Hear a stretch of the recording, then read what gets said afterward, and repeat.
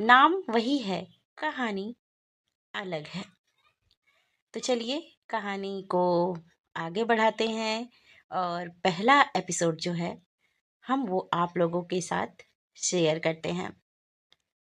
गोपी धीरे धीरे बड़ी होने लगी। जब वह 8 साल की ही थी, उससे पहले से ही उसकी मम्मी उससे पूरा घर का काम कराने लगी।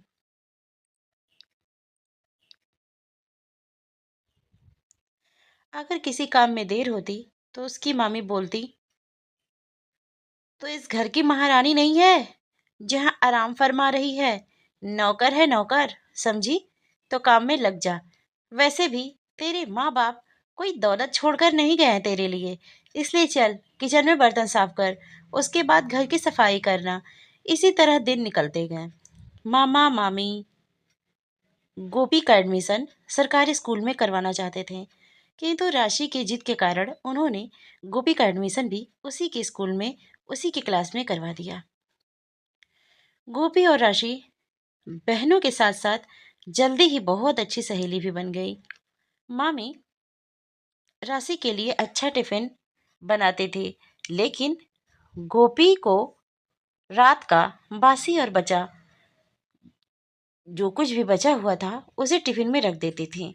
गोपी भी कभी कुछ नहीं कहती, लेकिन राशि स्कूल में अपना टिफिन गोपी के साथ शेयर करती थी।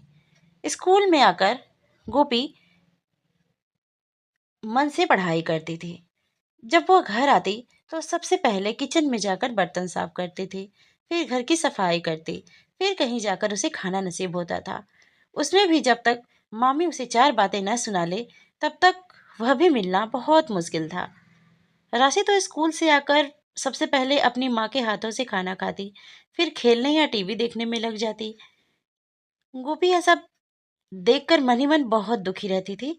उसे तो माँ का प्यार देखने को नहीं मिला था, न ही पापा का।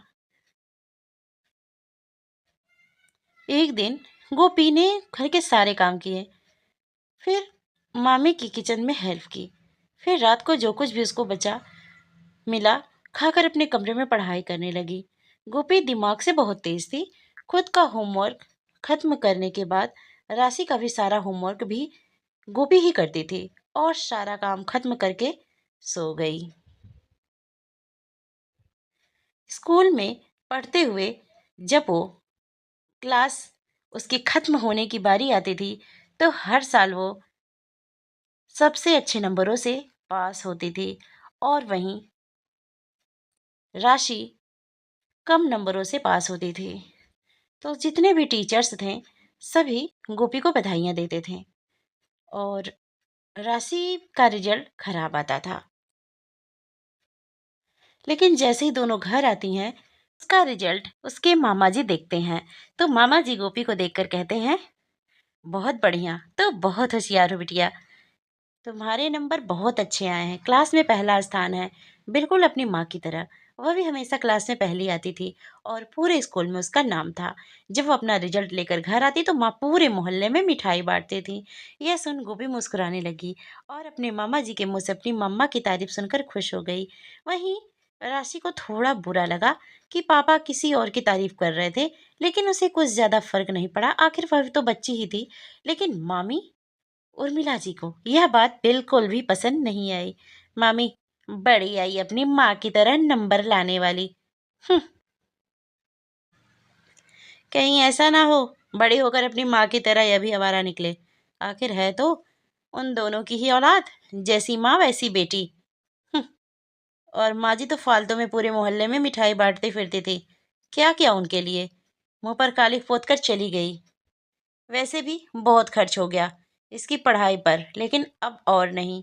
अब तो स्कूल नहीं जाएगी गोपी, यहीं घर पर रहेगी, घर के काम करेगी।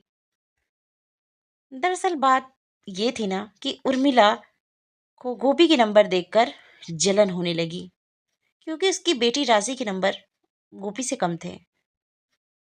यही जब जीतू गोपी की तारीफ की, तो उसे ऐसा लगा कि कहीं जीतू के दिल में गोपी के लिए उसकी बेटी से ज्यादा गोपी के लिए प्यार न बढ़ जाए। इसीलिए वो इतना कुछ सुना दी। इन्हीं सब ख्यालों में उर्मिला गुम थी। तभी जीतू ने कहा, उर्मिला, कहाँ खो गई? उर्मिला, कुछ नहीं, देखिए आगे पढ़ाने का कोई फायदा नहीं है। कहीं ज्यादा पढ़ लिख कर अपनी माँ की जैसी आवारा निकली ना, तो हम कहीं मुंह दिखाने लायक नहीं बचेंगे। और वैसे भी इतने बड़े स्कूल में हम लोग दो बच्चों को नहीं पढ़ा सकते। और आप ही तो कह रहे थे ना कि उससे घर के काम कराना है, यहाँ पे आप लाए हैं। अगर वो ज्यादा पढ़ लिख लेगी तो क्या करेगी, कुछ करेगी? जीतू, लेकिन राशि नहीं मानेगी, वह भी बच्ची है, उसे सबकी समझ नहीं है, कहीं वह नाराज ना हो जाए। उर्मिला, अरे आप फिक्र ना करें, उसे मैं समझा दूंगी। बस आप इस बात पर कोई बहस ना नहीं होगी। ये लड़की अब स्कूल नहीं जाएगी, यही मेरा आखिरी फैसला है। जीतू, ठीक है, जैसा तुम समझो। वही जब गोपी ने मामा मामी के मुंह से ऐसी बातें सुनी तो उसके दुख की कोई इंतहा न रही। बेचारी अपने माँ बाप की को याद कर कर फुट फुट कर रोने लगी। गोपी, मम्मा, पापा, आप लोग मुझे छोड़कर क्यों चले गए? ये क्या रोना धोना लगा रखा है? चल, तू तो शुक्र मना कि मैं तुझे अपने साथ हम रख रहे हैं और खिला पिला रहे हैं, नहीं तो कहीं सड़कों पर भीख मांग रही होती। पढ़ना तो दूर की बात है। अब चल, पहले बर्तन साफ कर, फिर बाथरूम में जो कपड़े रखे हैं उसे धो लेना। उसके बाद मेरे कमरे में आकर मेरे पैर दबा देना। चल, अब जल्दी कर। और ये नौटंकी ना ज़्यादा करने की जरूरत नहीं है, समझी? इतना कहकर उर्मिला अपने कमरे में चली गई और गोपी भी अपने आंसुओं को पोंछकर काम में जुट गई। गोपी की उम्र अभी सिर्फ 9 साल की थी। समझ चाहे कितनी भी हो, पर वो थी तो बच्ची, मासूम सी। उससे इतना काम नहीं होता था। फिर भी वह जैसे जैसे तैसे काम किया करते थे। कभी कभी तो कुछ गलती हो जाने पर उर्मिला उस पर हाथ उठा देती थी, पर बेचारी उफ तक नहीं करती थी। ऐसे ही दिन निकल किसी दिन गोपी किचन साफ कर रही थी तो गलती से उससे एक कप में हाथ लग गया और वह गलती से नीचे गिर गया। जैसे ही कप टूटने की आवाज आई, उर्मिला तुरंत अपने कमरे से भागती हुई आई, जिसे देखकर गोपी डर से कांपने लगी। और टूटा हुआ कप देखकर उर्मिला का तो गुस्सा 7वें आसमान पर पहुंच गया। उसने तुरंत गोपी को तमाचे जड़ दिए।